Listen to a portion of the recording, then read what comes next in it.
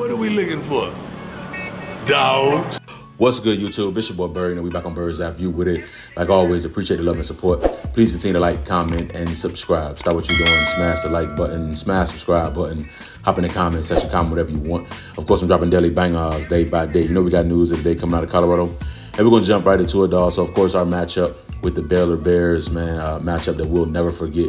Anyone who was at the game, watched the game, that was just an unreal atmosphere, unreal game, an instant classic for sure.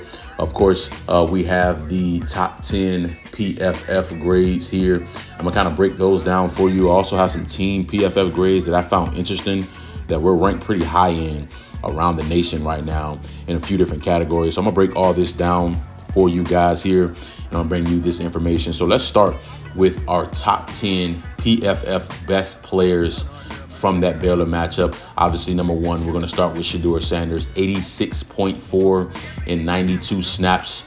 Of course, he was 25 for 41, 341 yards, 2 touchdowns, no interceptions. He also had a touchdown on the ground as well. He had 11 carries for 68 yards. When you take out the sack yardage, of course, you lose yardage when it comes to when you get sacked. But if you take those yardage out, he had 11 carries for 68 yards. Obviously, he had the 43-yard Hail Mary to LaJohntay Wester in the regulation, a play that we'll always remember forever. Shedeur Sanders has been at the top of our PFF list, honestly, every game.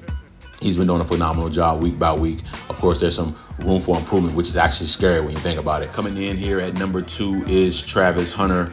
At corner, he was 84.5, 63 snaps. Of course, he played 145 snaps against Baylor, which is the second most in his college career. The most was 152 last season against TCU. He didn't give up any yards in coverage. They pretty much shied away from him all night. He had 3 tackles in the game. Of course, he forced a fumble on the goal line, a play that we'll always remember without question. This young man has just been unreal on both sides of the football, and we can't wait to see his production moving forward. Number 3, we got Nakai Hill-Green, linebacker, 82.8. He's been elite against the run all year. 50 snaps. Of course, if you look at all 4 games, he's been graded out at 70 or better. I mean, this young man is just proven time in and time out that he is extremely physical against the run. He finished with 8 tackles. He also had a tackle for loss as well. Let's keep it rolling. Shane Coates, defensive lineman, 74.3, 46 snaps. Of course, he got his first sack as a Colorado Buffalo last Saturday. He also had 4 tackles as well. Didn't miss a tackle either. Shane Coates has been playing good football. Travis Hunter again here at wide receiver, 73.8, 82 snaps. Of course, he caught 7 passes for 130 yards. His 5th straight 100-yard game. He has the CU record for that. I mean, the CU record was only 3, so now he has 5. So, I mean, he just keeps extending that record. Let's keep it rolling. Cam Silman Craig at safety, 73.2, 63 snaps. Of course, he had a game-high 13 tackles. He also had a quarterback hurry as well. In pass coverage, he gave up just 1 catch for 1 yard. This young man, I'm telling you, is a absolute dog, man. He is a pro without question. Cam is making him some money. Let's keep it rolling, man. Sam Okunlola at edge rusher, 72.5, 36 snaps. Didn't record a sack, but he had 7 pressures in that Baylor matchup. He also had a tackle for loss as well. Let's keep it rolling. Carter Stottmeyer at safety, 68.8, 63 snaps. Of course, he continues to play well after relieving Shiloh Sanders at free safety. Didn't give up any yards in coverage. He also had 2 tackles and a PBU as well. Dayon Hayes at edge, 68.7 in 28 snaps. Had 3 tackles and a quarterback hurry as well. And to round out the list, we have BJ Green at edge, 66.3, 49 snaps. Of course, he had a 4th down stop. He also had another 2 tackles. He had a couple tackles for loss. He had that big hit early on in the first half when he came off the edge flying for one of his tackles for loss. BJ Green did a good job as well. So when you look at our top buffs that had less than 30% of the snaps, that was Omarion Miller at wide receiver, 82.5 and 16 snaps. Trevor Woods at linebacker with 69.7, 13 snaps. And then Colton Hood at DB, 66.5 with 13 snaps. All 3 of those guys came in at times and made plays when we definitely need them. If you look at our top buffs, offensive players this season, 1 through 5, you got Shedeur Sanders, 91.4, 281 snaps. Travis Hunter at wide receiver, 83.1, 259 snaps. Wide receiver Jimmy Horn, 66.5, 234 snaps. And we got 2 offensive linemen, Khalil Benson, 65.6 with 278 snaps, and then Justin Mayers, 65.5 with 176 snaps. We switch it over to the defensive side of the ball. Our top defensive players, of course, cornerback Travis Hunter, 84.5, 265 snaps. We got Nikhai Hill-Green at linebacker, 82.5 at 150 snaps. BJ Green, edge rusher, 72.6, 190 snaps. We got linebacker Levante Bentley, 70.5 with 196 snaps. And lastly, we got Carter Stockmeyer, 67.3 with 200 snaps. Now, when you get into some of our team PFF grades that are kind of standing out to me right now nationally, we have the top 15 PFF run defense in the country. I'm not surprised when you look at the job Nikhai Hill-Green and Levante Bentley has been doing time in and time out. I am not shocked at that number at all. We also have a top 3 PFF tackling grade in the country. We're really not missing a lot of tackles when you think about it. We're actually ranked 2nd in the country when it comes to PFF tackling grade. That is phenomenal, dog. This defense is really playing well. We got a top 50 PFF grade for as far as total defense in the country, another top 50 PFF graded offense in the country, and we have a top 40 overall team PFF grade in the nation, man.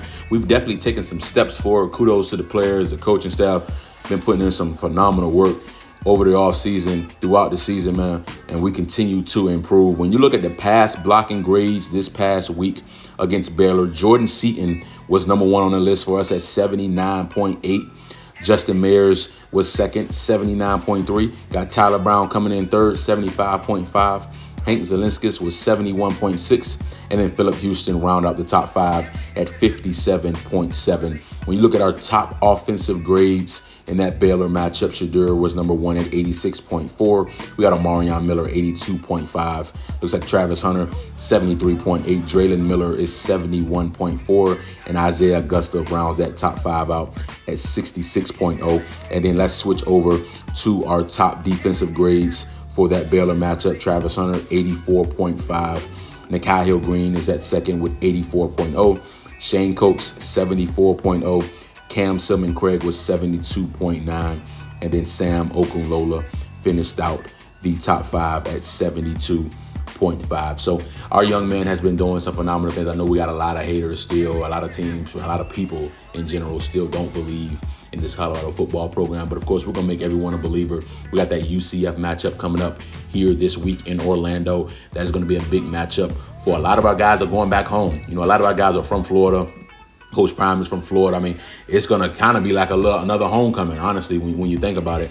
I mean, it's going to be a lot of black and gold. Obviously, both teams are black and gold, so the stadium's going to be full of black and gold. But it's going to be a lot of representation for our Buffaloes, man. Like I said, a lot of our players are from Florida, so it's going to be interesting to see that matchup. I wish I could go to that one, but I got to play ball in Myrtle Beach, South Carolina. I got a tournament. I actually leave here on Wednesday, so I won't be in attendance for that. But I will be in attendance for the K-State game. Of course, we're going to bye week after UCF. We got a bye week, and then we come back home against K-State, the return of Dylan Edwards. So, of course, I'm going to be in Boulder, Colorado for that matchup. I'm planning on also going to the Utah game as well. So I'm going to definitely get back out to Boulder a couple of times. The footage here has been footage that I recorded while I was at the game. So I think I'm going to kind of do this again, but I'm going to do the whole game. Something similar to what Well Off Media does. I'm going to do the same thing from the stand. So you can kind of get the stand perspective of what's going on while the game and while the highlights and while the plays are being made. I do that for the Reese Senior Bowl. I did that for some college games at Virginia State as well too. So I think I'm gonna do that again. But man, excited for this Colorado football program, man. Like I put in the video earlier, my little brother just signed a contract with the Toronto Argonauts, man. So of course he is actually in Toronto. He practiced yesterday, man. So looking forward to seeing his production, man. It's a blessing, man, to be able to continue to lace him up and get paid to do what you love to do. So, of course, I'm going to keep you guys updated with his progress, but not going to keep you long. I just want to bring you guys a phenomenal update. Please continue to like, comment, and subscribe. Bird's Eye View, man.